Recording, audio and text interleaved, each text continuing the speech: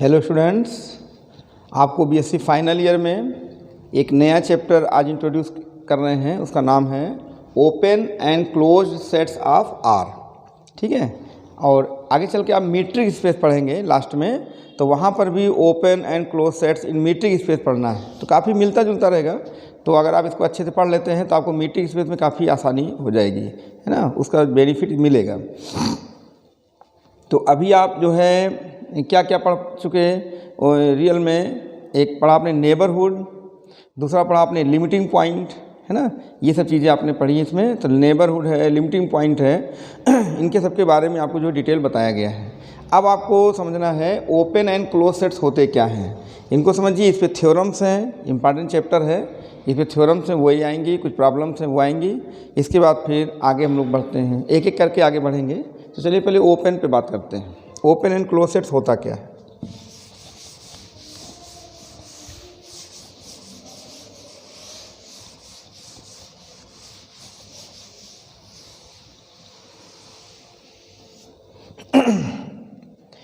Open sets में सबसे पहले हम ओपन सेट शुरू करते हैं।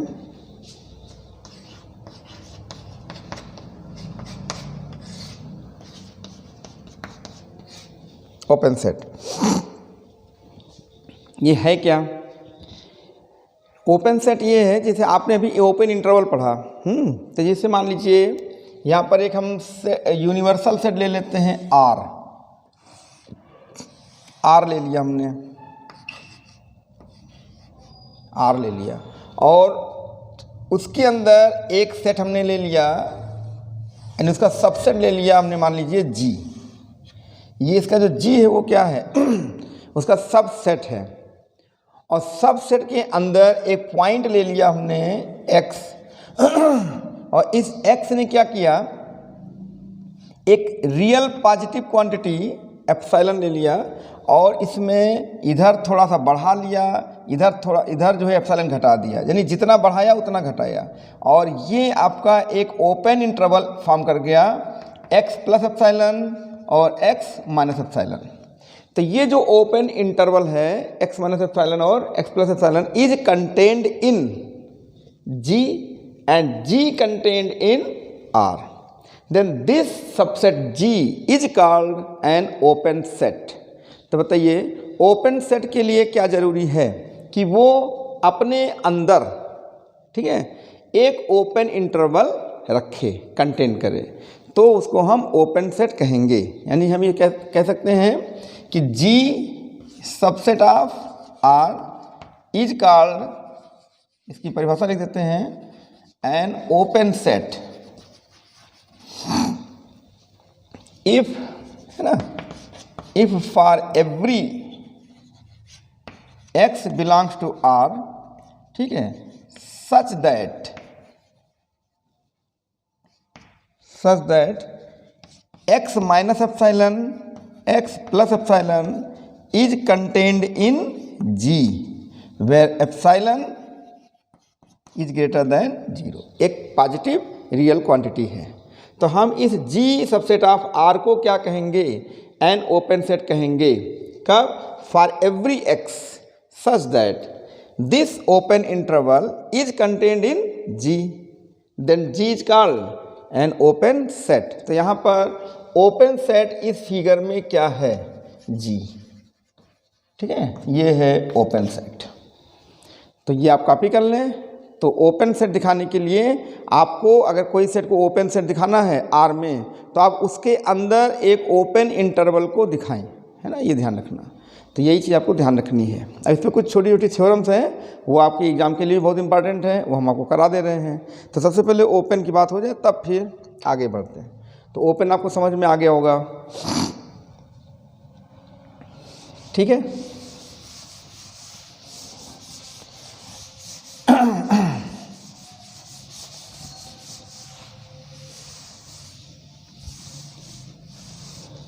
मान लो आपको जैसे ओपन सेट नहीं समझ में आता है, थोड़ा सा भूल गए, कोई दिक्कत नहीं, बहुत सरल है। एक व्यवहारिक उदाहरण ले लो, जैसे एक अपने इंटरेस्टिंग, जैसे मान लीजिए आप एक थाली ले लिए, ये थाली हो गई, ठीक है, ये थाली हो गई। अब ये थाली जो हो गई, तो थाली के अंदर एक आपने कटोरी रख दी, ये कटोरी हो गई, और कटोरी के अंदर आपने एक समझिए कुछ रख दिया, नींबू रख दिया, लेमन ऐसा कुछ समझ लीजिए, है ना। तो ये नींबू रख दिया। अब बताइए इसमें 3 लोग आए हैं, कौन कौन। एक आ गई आपकी थाली, हमने थाली को जी बोल दिया, भाई थाली हमारी, हम उस थाली को जी बोलते हैं, जी थाली है। और ये जो कटोरी है ये हमारा हो गया इंटरवल, ओपन इंटरवल हो गया। और ये जो आपको जो लेमन जो दिख रहा है, ये लेमन हमारा कौन है, एक्स है। तो बताइए लेमन किसी को दोगे, है ना, तो उसको एक कटोरी में रख के दोगे ना। कोई चीज़ देते हैं आप, मान लीजिए घर पे आपको कोई आता है तो कोई चीज़ देते हैं, मिठाई देते हैं, कुछ देते हैं, तो कटोरी में रख के देते हैं कि ऐसे हाथ में दे देते हैं, कटोरी में रख के देते हैं। तो कटोरी जो है वो क्या है, एक ओपन इंटरवल है। तो ओपन इंटरवल हो गया उसके अंदर। तो देखिए क्या हुआ, ये लेमन है वो ओपन इंटरवल कटोरी में है, और कटोरी किस अंदर रखी गई, एक थाली में रखी गई। तो इस समय इस जी को हम क्या कहेंगे, ओपन सेट कहेंगे। यानी x belongs to I and I is contained in G, then this set G is called an open set. तो बताइए ओपन सेट में क्या होना जरूरी है, एन ओपन इंटरवल एग्जिस्ट करना चाहिए, उसमें कंटेन करना चाहिए, तब वो जो है आपका ओपन सेट हो जाएगा। ठीक है, ऐसे कुछ भी मतलब अपने मन में बैठा के चलेंगे। वैसे हमने उसको जो है फिगर समझा दिया, एक हमने आपको छोटा सा ये समझा दिया। क्लियर हो गया।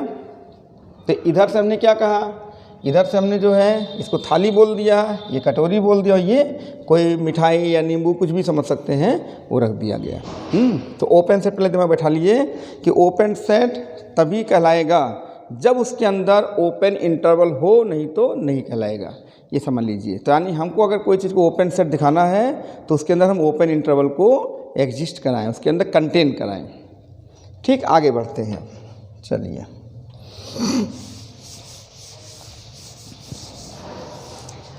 अब चलिए बात आती है क्लोज सेट। क्लोज सेट क्या होता है, ठीक है। क्लोज सेट जैसे मान लीजिए आप यहाँ पर एक, अभी समझ लो डाइनिंग टेबल है, ऐसा समझ लीजिए आप, ये डाइनिंग टेबल हो गया। डाइनिंग टेबल हमारा कौन सा है, उसका नाम हमने आर रख दिया। यहाँ पर आपने एक थाली रखी,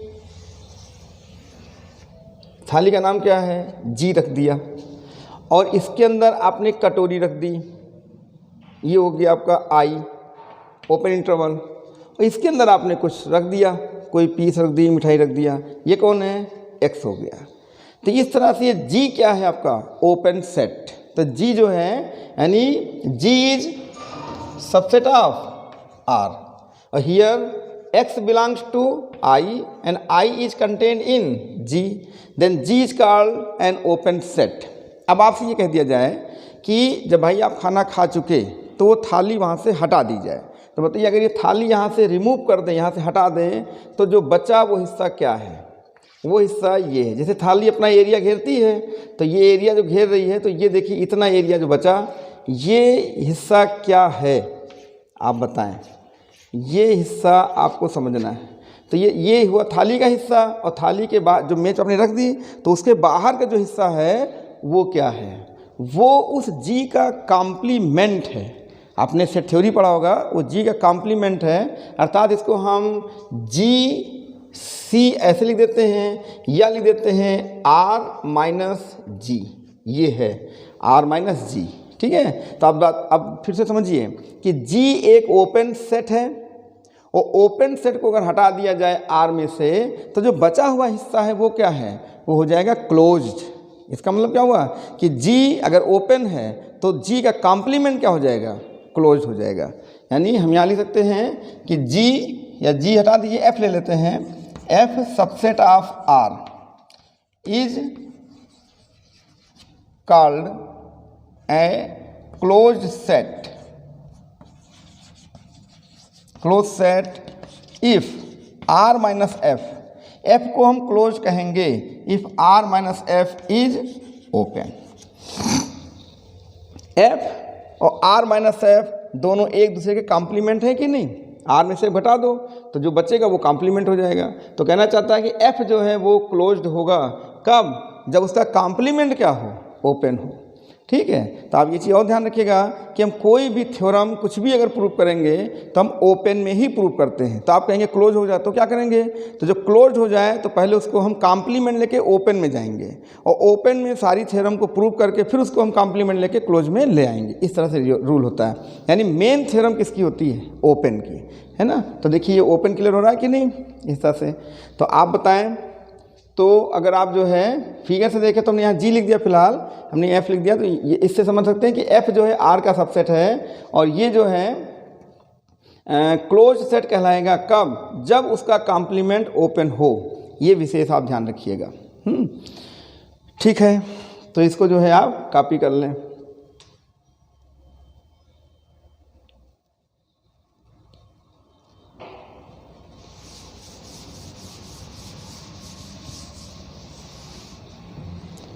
ठीक, तो बात सीधी सी बात है कि जो ओपन नहीं है वो क्लोज्ड है और जो क्लोज नहीं है वो ओपन है। तो बताइए ये दोनों एक दूसरे क्या हैं, कॉम्प्लीमेंट हैं, सीधा सा है ये। जो ओपन नहीं है क्लोज्ड, तो देखिए, और जो क्लोज नहीं है वो ओपन। तो ये एफ क्लोज्ड है तो उसका कॉम्प्लीमेंट ओपन है। इसको हम ऐसे भी लिख देते हैं कि F is closed set implies that its complement is open। ठीक है, ये ध्यान रखना।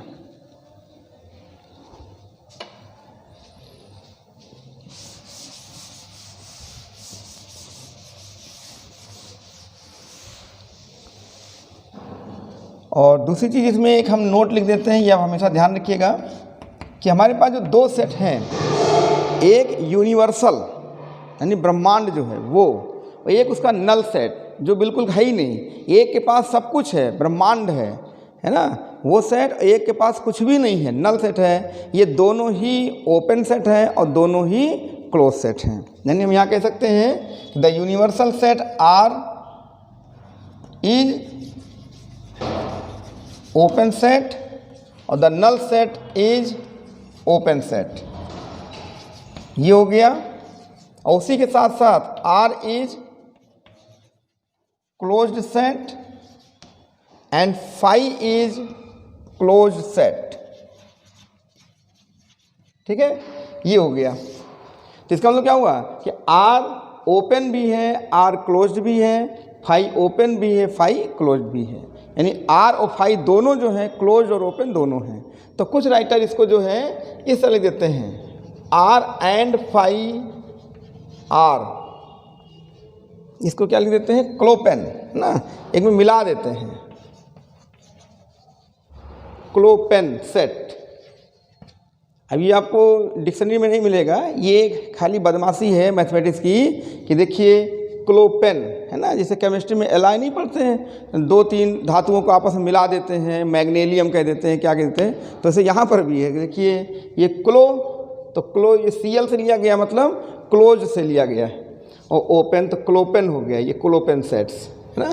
तो क्लोपेन मीन्स क्या हो गया कि आर और फाई दोनों ओपन भी हैं और दोनों क्लोज्ड भी हैं, है ना। इस तरह से ये जो है होता है। तो पहले आप इसको कॉपी कर लें, आपके लिए जानकारी की बहुत जरूरी, क्योंकि थ्योरम को प्रूव करने में बहुत जो है इसका मेन रोल रहता है। ये दोनों सेट, एक ब्रह्मांड है, एक बिल्कुल जीरो, कुछ भी नहीं उसके पास, है ना, लेकिन दोनों ही ओपन हैं और दोनों ही क्लोज्ड हैं। इतना आप ध्यान रखिएगा। ठीक है, आगे बढ़ते हैं।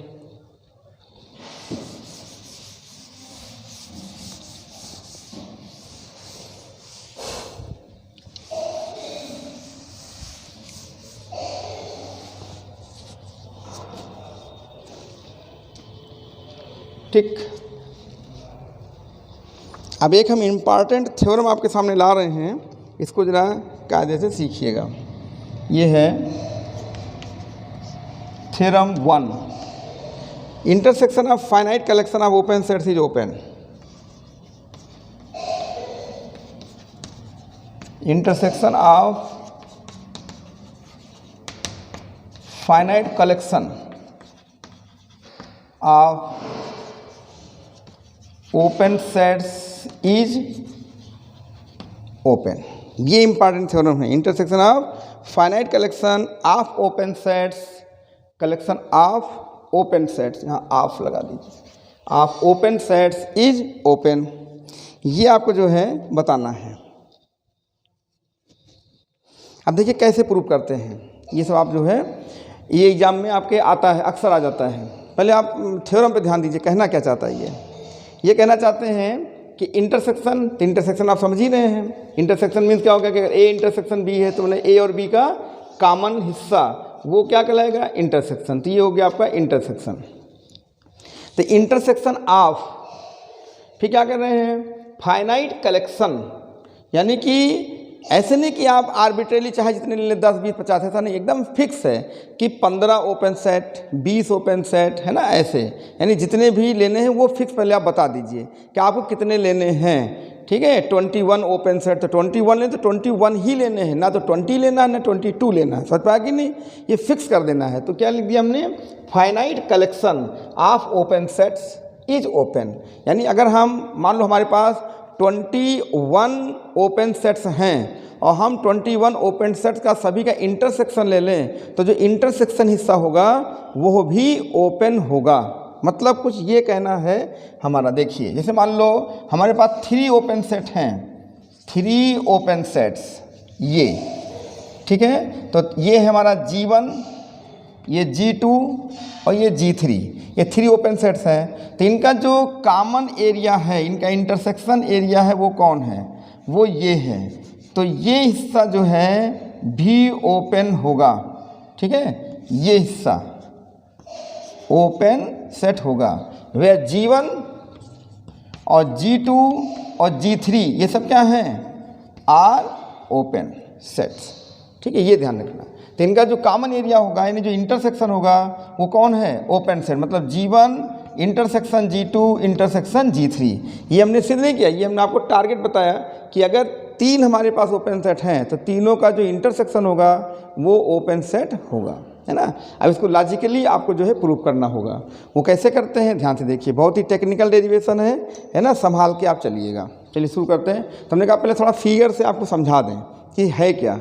अच्छा मान लो देखो लिखने की स्टाइल आपको बता दें, जैसे 3 ओपन सेट लिखने हैं तो 3 फिक्स है ना, तो इसको ऐसे लिखते हैं, G अल्फ़ा लिख देते हैं और अल्फ़ा इज इक्वल टू 1 2 3। बस ये बताइए क्या पढ़ा जाएगा, finite collection of open set. कितने लोग हैं 3 लोग हैं, है ना। इस तरह से जैसे भी लिख दिया जाए G अल्फ़ा और alpha is equal to 1 2 3 dot dot dot n। What is this? This is the finite collection of open sets and number of open sets is n। यहाँ पे कितने ओपन सेट्स हैं, n ओपन सेट्स का ये collection है, एक संग्रह है।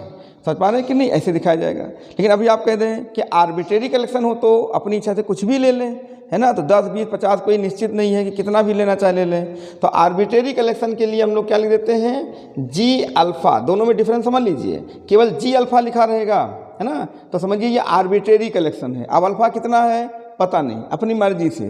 जैसे आपसे किसी ने कहा कि जो है ये प्लेट में मिठाई रखी है ना, आप इनमें से 3 पीस उठा लो, बात समझिए, 3 पीस उठा लो मतलब हो गया फाइनाइट है, इसके ज़्यादा नहीं ले सकते आप। और उसने मिठाई रखी हुई है, आपने कह दिया जो मर्जी हो ले लो, है ना, तो आप बताओ क्या हुआ, आर्बिट्रेरी हो गया। तो वही है, तो आप कैसे अवगत करते हैं बताइए। कोई घर पे आपके आता है तो क्या बोलते हैं, 3 पीस ले लो, ऐसा मत कहिएगा, बुरा मान जाएगा, कहिए जो मर्जी ले लो, आर्बिट्रेरी, है ना। ये है, ये लगाइएगा उनके साथ, ये मत लगाना, नहीं तो दोबारा आएगा नहीं आपके यहाँ वो, ठीक है। तो देखिए ये क्या है, finite collection of open sets. ये क्या है, arbitrary collection of open sets. Student बहुत महीन अंतर रहता है, जान नहीं पाते कि फाइनाइट में क्या लिखें और आर्बिट्री में क्या लिखें, वो रट लेते हैं और रट के इधर उधर करके लिख देते हैं, सब गलत हो जाता है उनका, है ना। क्योंकि एग्जामिनर आपसे कई गुना बुद्धिमान होते हैं, वो जानते हैं कि फाइनाइट कलेक्शन है, वो जानते हैं आर्बिट्री कलेक्शन है, और आप गलती से इधर का उधर लिख के चले आए, सब गलत हो जाएगा। आप कहते हैं कि हमने बहुत अच्छा पेपर किया, पेपर बहुत अच्छा हुआ, सब लिख के आए, और वहाँ क्या है सामने, वो तो कुछ दूसरा ही दिखने लगा, इसलिए आपको नंबर 0 हो जाता है। चलिए बढ़ते हैं। तो हमने कहा पहले एक थ्योरम को पहले माहौल बना दें, है ना, ये थ्योरम है क्या। तो देखिए हमारे सामने हमने फॉर एग्जांपल 3 ओपन सेट लिया, तीनों का इंटरसेक्शन क्या हो जाएगा, ये भी ओपन होगा, you will have to prove it, इसको आप सिद्ध करके दिखाइए। कैसे देखिए, तो इतना पहले कॉपी कर लो।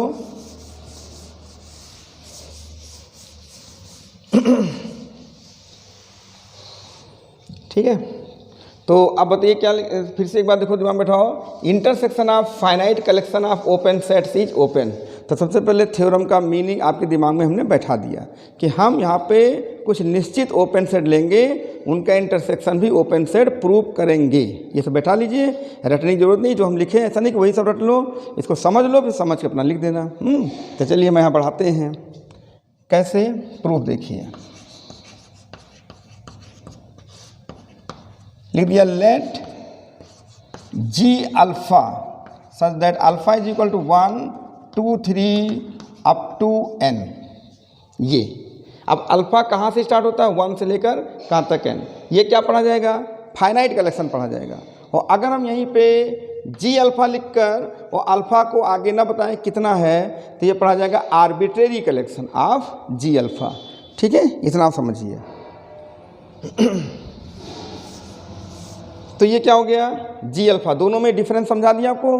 तो कुछ G alpha is equal to ये इतना दे दिया, be a finite collection of open sets, open sets. ठीक है, ये दिया। अब लिखेंगे लेट, अब इसी में से एक एलिमेंट ले लो, कोई एनी एलिमेंट ले लो, है ना, मान लिया एक्स ले लिया, तो let x be any element, या पॉइंट कुछ भी ले लो, कुछ भी लिख दो, एनी एलिमेंट, ठीक, ऑफ जी अल्फा, ऐसे लिख दिया। ठीक है, अब जी अल्फा हो जाएगा तो लिख दिया जाएगा फॉर ईच अल्फा। अब देखो एक एक वर्ड का यहाँ पर आपको जो है मीनिंग समझना है। फॉर ईच अल्फा, ये प्रत्येक अल्फा के लिए, इसका मतलब क्या हो गया कि एक्स जो एलिमेंट है वो जी अल्फा में है, क्या लिख दिया, फॉर ईच अल्फा। अगर आर्बिट्रेरी कलेक्शन होगा तो वहाँ पे फॉर सम लिख दिया जाएगा। ठीक है, तो ईच अल्फा मतलब क्या हो गया कि अल्फा यहाँ पे क्या है 1 2 3 n, तो एक्स जो है G1 में भी है, ईच लग गया ना प्रत्येक, तो एक्स जो है G1 का भी है, G2 का भी है, G3 का भी है, डॉट डॉट डॉट Gn का भी है, यानी एक्स जो है सभी प्रत्येक G1 G2 G3 सभी का है, यानी सभी में है ना, कॉमन एलिमेंट है। तो हमने यहाँ पर इसे लिख दिया कि x be any element of G alpha for each alpha, ये इस तरह से लिख दिया जाएगा। बोलो सही है। तो यहाँ पर हम किस तरह से, और हमको सिद्ध क्या करना है कि इसका जो कलेक्शन है वो भी ओपन होगा, जबकि G1 G2 G3 सेपरेटली क्या हैं, ये ओपन सेट्स हैं। ठीक, आगे देखते हैं क्या लिखेंगे, देन देयर एग्जिस्ट और कलेक्शन ऑफ ओपन सेट्स। ठीक है, ठीक है, ओपन सेट हमने लिख दिया ना, कोई दिक्कत नहीं। तो जब ये सभी ओपन सेट्स हैं तो देन देयर एग्जिस्ट, है ना, एप्सिलॉन 2, यानी आर, वो क्या कहते हैं, रियल पॉजिटिव क्वांटिटी लिख देते हैं, रियल पॉजिटिव क्वांटिटी। कौन कौन, epsilon 1, epsilon 2, epsilon 3 and so on epsilon n। भाई सभी में जब आप जानते हैं कि G1 G2 G3 सभी लोग क्या हैं, ओपन सेट हैं, तो सबके अंदर क्या होगा, एक ओपन इंटरवल होगा। अभी हमने डेफिनेशन दी शुरू में ही, एक ओपन इंटरवल होगा। तो किस तरह से होगा, ध्यान दीजिएगा। इसके लिए हमने एप्सिलॉन 1 ले लिया, तो दिखा दिया x minus epsilon 1 x plus epsilon 1 is contained in G1, फिर x माइनस एप्सिलॉन 2 और x plus epsilon 2 is contained in G2। ऐसे ही आप दिखा सकते हैं x माइनस एप्सिलॉन 3 और x plus epsilon 3 is contained in G3 and so on. एक last में दिखा दीजिए x माइनस एप्सिलॉन n, वो अल्फा एप्सिलॉन n सॉरी, और x plus epsilon n is contained in Gn। इसको देखिए क्यों ऐसा किया, क्योंकि G1 G2 G3 Gn सभी क्या हैं, ओपन सेट्स हैं। तो सभी अपने अपने अंदर एक एक इंटरवल, ओपन इंटरवल तो रखेंगे ही, तो वो हमने सबके अंदर एक एक ओपन इंटरवल दिखा दिया। अब मामला ये फंस रहा है कि हमको तो इंटरसेक्शन में जाना है, तो इंटरसेक्शन में कैसे जाएं? इंटरसेक्शन का मतलब हो गया कि जितना ज़्यादा आप सेट्स लेते जाएंगे उतना कम इंटरसेक्शन होता है, यानी इंटरसेक्शन एरिया जो है उतना कम होता चला जाएगा। जैसे अभी हम यहाँ पर दो लोगों का इंटरसेक्शन कराएं तो देखिए इतना हिस्सा आपको दिख रहा है, और तीन लोगों करा दें तो इतना हिस्सा देखिए इतना दिखने लगा। तो जितना आप इंटरसेक्शन बढ़ाते जाएंगे, जितना ओपन सेट्स बढ़ाते जाएंगे, तो उनका इंटरसेक्शन का जो हिस्सा है, एरिया है, वो कम होता चला जाएगा, तो कॉन्ट्रैक्ट करता चला जाएगा। जो कॉन्ट्रैक्ट करता चला जाएगा तो हमको किसी चीज़ को अगर उस एरिया में रखना है, उस हिस्से में रखना है, तो हमें उसको छोटा करना पड़ेगा। इसका मतलब क्या हुआ कि ये जो एप्सिलॉन 1, एप्सिलॉन 2, एप्सिलॉन 3 है, ये सब इनमें हमें सबसे छोटा सदस्य ढूंढना होगा, है ना। और सबसे छोटा सदस्य ढूंढकर उससे एक ओपन इंटरवल बनाएंगे। ओपन इंटरवल बनाकर और उसको कहेंगे कि जितने लोग दिख रहे हैं G1, G2, G3, ये सबके अंदर होगा। सूक्ष्म कर देंगे उसको, माइक्रो, है ना, ये है। और ये सब अभी अपने अपने हैं। तो इस तरह से इसकी थ्योरी हम लेके चलते हैं। तो चलिए इतना कॉपी करिए, फिर आगे बताते हैं। अच्छा है, इंटरेस्टिंग है, पढ़िएगा, है ना। कोशिश कर रहे हैं कि आपको समझ में आ जाए। अब भाई अब आप कैसे समझते हैं, देखिए सबको समझने का एक अलग अलग लेवल होता है। कोई तुरंत समझ लेता है, कोई थोड़ी बात को देर में समझता है, लेकिन समझ जाएंगे आप, है ना, ये हम जानते हैं। चलो आगे बढ़ाते हैं। हमको इंटरसेक्शन में बैठाना है। इंटरसेक्शन मीन्स हो गया बहुत ही सूक्ष्म हिस्से में ले जाना है। और जब बहुत सूक्ष्म हिस्से में ले जाना है तो क्या करेंगे बताइए। यहाँ पे लिखेंगे let epsilon is equal to minimum of epsilon 1, epsilon 2, epsilon 3 और एप्सिलॉन n। जैसे मान लीजिए कि कोई फंक्शन है, उसमें कहा कि हम जो है कोई एक बच्चे को जो है वो भगवान श्री कृष्ण बनाएंगे। एक छोटा सा घर में कोई फंक्शन है, तो आप या मान लीजिए घर में और भी लोग आए हैं, बहुत छोटे बच्चे आए हैं, और कहेंगे जो सबसे छोटी उम्र का होगा उसको बनाया जाएगा। तो बताइए पहले सभी बच्चों को इकट्ठा करेंगे। मान लीजिए 10 बच्चे हैं, इकट्ठा करेंगे तो उसमें जो सबसे छोटी उम्र का होगा वो स्मॉलेस्ट, उसी को तो बनाएंगे। तो उसमें ढूंढिए, तो बताइए ये सब बच्चे हैं, है ना, एप्सिलॉन n बच्चे हैं, हमारे n लोग हैं, उनमें सबसे छोटा कौन है? वो कौन है? एप्सिलॉन। तो एप्सिलॉन कोई अलग से नहीं आया है, इसको गलती से मत सोचिएगा। एप्सिलॉन इन्हीं लोगों में से कोई है जो सबसे छोटा है। कुछ स्टूडेंट सोचते हैं कि ये कोई अलग से एक ले लिया है, यानी n+1वां हमने ले लिया है। ये आपका तरीका गलत है। n+1वां नहीं है ये उन्हीं सदस्यों में मिनिमम है जो सबसे छोटा है। जब सबसे छोटा है तो जब वो इंटरवल बनाएगा, सोचिए पहले, जब वो इंटरवल बनाएगा तो छोटा नहीं हो जाएगा। जैसे ये इंटरवल बना रहे हैं एप्सिलॉन 1, तो x minus epsilon 1, x plus epsilon 1, तो बताओ ये इतना बड़ा इंटरवल बना रहे हैं। और जो छोटा होगा तो x यहीं बैठा हुआ है, लेकिन जो छोटा होगा वो क्या करेगा? वो इतना छोटा बना लेगा, है ना। ये कौन है? x माइनस एप्सिलॉन, ये कौन है? x plus epsilon. तो छोटा इंटरवल बनाएगा, तो ये जो छोटा इंटरवल है वो सभी के इंटरसेक्शन हिस्से में चला जाएगा कि नहीं? बस उसको हम कंटेन करा देंगे, और जैसे ही कंटेन कराएंगे बस तुरंत बोल देंगे कि ये तो सब में है, तो इनके इंटरसेक्शन में जाएगा, बस सीधा रिजल्ट आपको प्रूव हो जाएगा। और किसी को ओपन सेट कहने के लिए क्या कहना पड़ेगा? उसके अंदर एक ओपन इंटरवल हो जाए। अब चलो आगे बढ़ाते हैं। देखिए तो जब ये सूक्ष्म है, सबसे छोटा है, तो देन ये जो है x माइनस एप्सिलॉन और x प्लस एप्सिलॉन, बताओ सबसे छोटा इंटरवल बन गया कि नहीं? मिनिमम है, तो ये जो इंटरवल सबसे छोटा बनेगा तो G1 के अंदर होगा कि नहीं? बिल्कुल होगा, क्योंकि जब G1 कह रहा है कि हम एप्सिलॉन 1 के इंटरवल को रख लेते हैं, तो हम तो ये तो हम लोगों में सबसे छोटा है, तो उसके अंदर हो ही जाएगा। भाई ये G1 है, तो ये G1 है, ये इतने बड़े इंटरवल को रख रहा है x माइनस एप्सिलॉन 1 और x प्लस एप्सिलॉन 1, तो ये इतने छोटे इंटरवल को तो रखेगा ही। तो ये हो गया आपका x माइनस एप्सिलॉन और x प्लस एप्सिलॉन, इसको रख लेगा। इसका मतलब निश्चित इसे कंटेन करेगा। हमारी बात आप समझ गए होंगे। अब क्या करेंगे? x minus epsilon, x plus epsilon is contained in G2 also, x minus epsilon, x plus epsilon is contained in G3, है ना, एंड सो ऑन। इसी तरह से x minus epsilon, x plus epsilon will contain in Gn। तो आप जरा ध्यान से देखिए कि इंटरवल सेम है कि नहीं, यही इंटरवल सभी में जा रहा है, G1 G2 G3 सभी में जा रहा है। इसका मतलब क्या हुआ कि जितने भी यहाँ पे दिख रहे हैं तो जो इंटरसेक्शन एरिया जो दिख रहा है उसके अंदर ये तीनों में है कि नहीं, ये हिस्सा तीनों में पड़ रहा है। तो बताओ ये कहाँ गया, इंटरसेक्शन में। इसका मतलब हो गया कि हम इसको इंटरसेक्शन में दे सकते हैं। किस तरह से, ध्यान दीजिए। तो यहाँ पर हम लिखेंगे कि therefore x minus epsilon x plus epsilon is contained in intersection. तो G1 intersection G2 intersection G3 and so on, है ना, इंटरसेक्शन Gn, ऐसा लिखेंगे।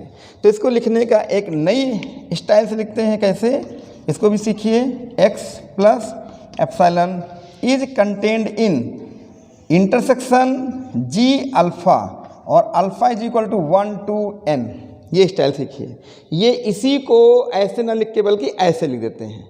क्या पढ़ते हैं, अल्फ़ा इज इक्वल टू 1, तो पहले G1 फिर इंटरसेक्शन 2 G2 G3 कहाँ तक, n तक। तो this is the intersection of, ये फाइनाइट कलेक्शन है ना, तो this is the intersection of G alpha from alpha is equal to 1 to n। तो ये कैसा कलेक्शन है, फाइनाइट कलेक्शन है। कहाँ से, क्यों, 1 से लेकर कहाँ तक जा रहे हैं, n तक फिक्स है, तो आप n लोगों में जा रहे हैं। तो मेन चीज़ क्या हो, पहले ये बताओ। मेन चीज़ ये हुआ कि एक ओपन इंटरवल इस सेट में जा रहा है, कंटेन कर रहा है, तो इस सेट को आप क्या बोलेंगे, this is the open set, क्योंकि this set contains an open interval. तो according to definition of open set, this set will be an open set. And what is this, this is the intersection. ऐसे देखिए हम करके दिखा रहे हैं। This is the intersection of finite collection of open sets is open, hence proved, है ना। ऐसे चलते हैं। तो इतना पहले कॉपी कर लीजिए, देख रहे हैं। तो इसको समझाने में कितनी मेहनत पड़ जा रही है, तो आप भी मेहनत करके इसको समझिए और पढ़िए।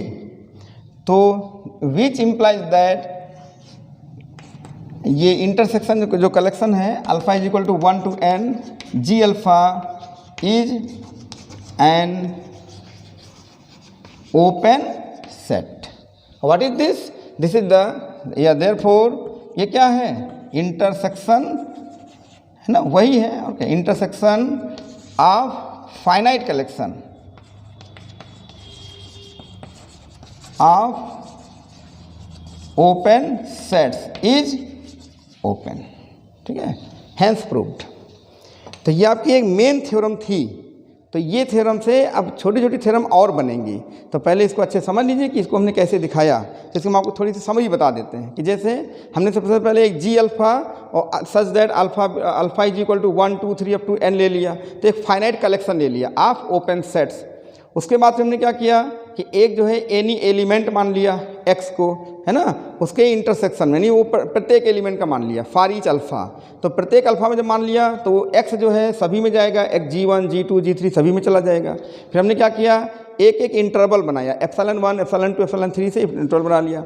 वो इंटरवल उनके लोगों में डाल दिया, जैसे G1 का G1 में, G2 का G2 में डाल दिया, ठीक है। उसके बाद फिर कहा कि जितने एप्सिलॉन 1 एप्सिलॉन 2 एप्सिलॉन 3 सभी में सबसे मिनिमम जो था एप्सिलॉन, वो लेके हमने एक छोटा सा इंटरवल बनाया और छोटा इंटरवल सभी में दिखा दिया। और जैसे ही सभी में दिखाया तो हमने कहा कि ये इंटरवल छोटा वाला सभी में है, इसलिए कॉमन है। और कॉमन एलिमेंट किस में जाता है सदैव, इंटरसेक्शन में। तो वो इंटरसेक्शन में चला गया। और जब इंटरसेक्शन चला गया तो हमने इंटरसेक्शन में ये जो इंटरवल देखिए दिखाया सभी में, तो ये इंटरवल इंटरसेक्शन में आ गया। तो हमने कहा कि this is the intersection of finite collection 1 to n of open sets is open, क्योंकि this set contains an open interval according to definition, ठीक है, hence proved.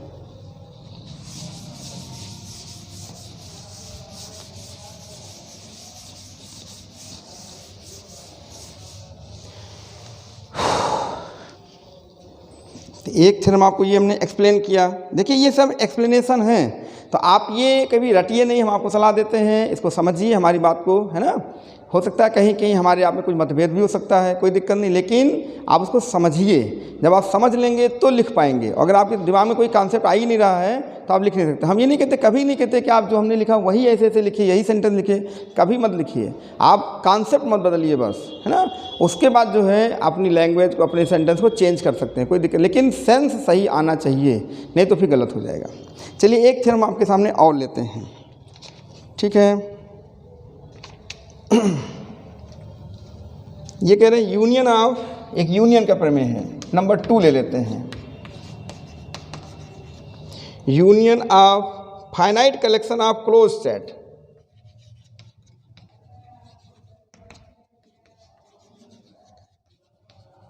Collection of closed sets is closed. अब देखिए ये theorem आपको और सावधानी से समझनी होगी। ये कह रहे हैं union of finite collection of close sets is closed. ये आपको जो है दिखाना है। देखिए हमने आपको क्लोज की जो डेफिनेशन बताई है वो कैसे बताई है कि क्लोज्ड जो है, अगर कोई सेट क्लोज्ड है तो उसका कॉम्प्लीमेंट ओपन होगा। जैसे हम तो कहते हैं कि एफ एक क्लोज्ड सेट है तो इसका जो कॉम्प्लीमेंट होगा वो क्या होगा, आर माइनस एफ। ब्रह्मांड में से उसको घटा दो, वो कॉम्प्लीमेंट हो जाएगा, ठीक है। तो ये क्लोज, तो ये अगर क्लोज्ड है तो ये क्या हो जाएगा, ओपन हो जाएगा।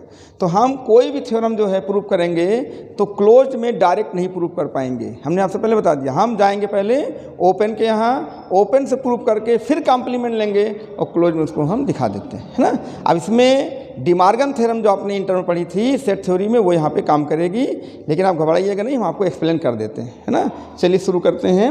ये है क्या पहले देखिए, और कलेक्शन लिखना जो हमने आपको सिखाया वो अच्छे समझ लो। आर्बिट्रेरी कलेक्शन कैसे लिखते हैं और फाइनाइट कलेक्शन कैसे लिखते हैं। तो यहाँ पे क्या करेंगे, देखिए प्रूफ। यहाँ पे हो जाएगा let F alpha such that alpha is equal to 1 2 3 up to n so on, n तक। बताइए एफ अल्फा को हमने क्या माना, एक कैसा कलेक्शन है ये, फाइनाइट कलेक्शन। तो बी ए फाइनाइट कलेक्शन, लेकिन किसका, क्लोज्ड, है ना। कलेक्शन ऑफ क्लोज्ड सेट्स, बोलो सही। ये finite collection of close set है। तो क्लोज्ड में हम कोई थ्योरम नहीं प्रूव कर सकते, हमें इसे ओपन में जाना पड़ेगा। तो बताइए हम तुरंत यहीं पर क्या लिख देंगे कि R minus F alpha such that alpha is equal to 1 2 3 n।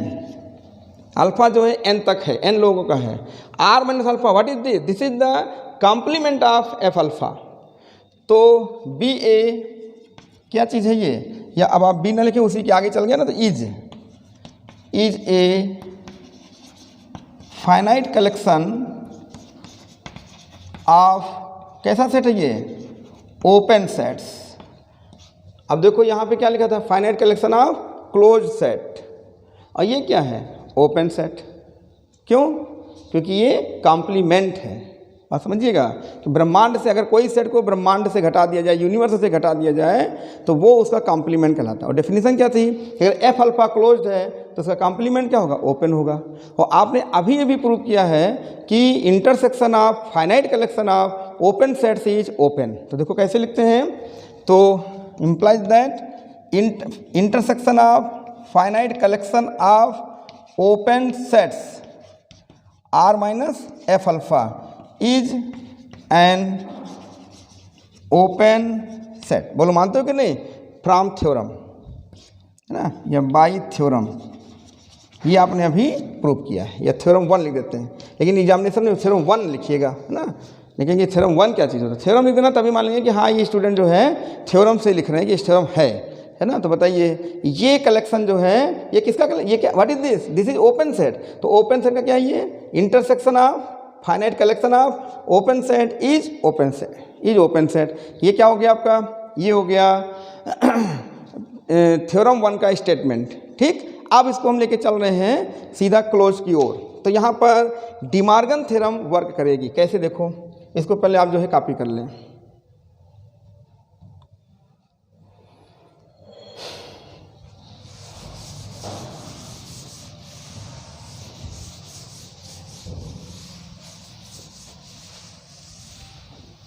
अब इसके बाद क्या करेंगे, यहाँ पर अब ये डिमार्गन थ्योरम जो लगेगी तो ये अब आर ये माइनस लगा ना, अब ये उधर को जाएगा तो क्या हो जाएगा आर माइनस, अब ये इंटरसेक्शन यहाँ पे जाएगा, तो जो इंटरसेक्शन यहाँ पे जाएगा तो ये इंटरसेक्शन कन्वर्ट हो जाएगा यूनियन में, यही है डिमार्गन थ्योरम। तो union alpha is equal to 1 to n और ये हो जाएगा आपका एफ अल्फ़ा। देखो यहीं पे समझिए ये कितना दिया है आर माइनस, ये नहीं ऐसे ना डिस्ट्रीब्यूट कर देना कि ऐसे जाके गुणा हो गया, ऐसा कुछ नहीं। आर माइनस एफ अल्फ़ा पर अगर इंटरसेक्शन लगा है तो आर को आप फ्री कर लो, माइनस और इंटरसेक्शन कन्वर्टेड इनटू यूनियन, और क्या लिखोगे इज एन ओपन सेट। कौन सा रूल है, De Morgan's law, from De Morgan's law. तो बताओ R minus this is open set, तो इस समय अगर हम आर को यहाँ से हटा लें, जैसे देखो R minus F is open, तो एफ इज क्लोज्ड, इसका कॉम्प्लीमेंट एफ हो गया कि नहीं। तो अगर हम आर माइनस एफ को ओपन कह रहे हैं तो एफ क्या रहा होगा क्लोज्ड, तो वही हाल यहाँ पर है कि R minus this is open. तो अब आप बताइए आर को हटा देते हैं तो ये क्या बनेगा alpha is equal to 1 to n F alpha, this is या विल बी या इज क्लोज्ड सेट। अब ये क्लोज हो गया, प्रूव हो गया। ध्यान दीजिए what is this, F alpha क्या था क्लोज्ड सेट था शुरू में, ध्यान दीजिएगा। What is this, this is the union of arbitrary collection of closed sets is closed, hence proved. Prove हो गया कि नहीं, इस तरह से इसको लेके चलिए। तो यहाँ पे डिमार्गन्स लॉ आप थोड़ा ध्यान रखिएगा, ये सब इंटर में पढ़ाया जाता है, हो सकता है आप पढ़े हो, नहीं भी पढ़े हैं तो आप इतना ध्यान दीजिए कि जब इंटरसेक्शन अंदर को आएगा तो आर को आप छोड़िए, तो इंटरसेक्शन जब इस पर लगेगा तो तुरंत ये इंटरसेक्शन बदल कर यूनियन हो जाएगा। ठीक है, ऐसे समझिए। ठीक है, फिर हेंस प्रूव्ड, इसको कॉपी कर लीजिए आप।